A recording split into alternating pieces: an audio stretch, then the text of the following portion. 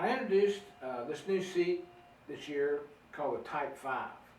And I had a lot of questions because under a company called Cobb Cycling, which I used to own but has sold, I made a saddle called the 55.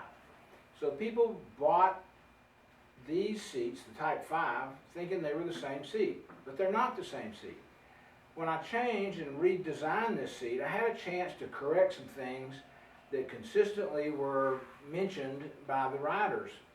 The main thing is, now this seat's 38 millimeters deep, so it's got 2 or 3 more millimeters of padding right through here.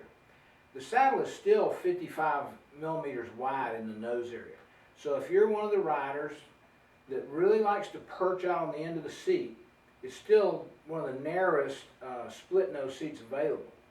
But by doing like hundreds of fittings and looking and talking to the riders, most riders really don't end up riding out on the very nose. They end up riding just a little bit further back.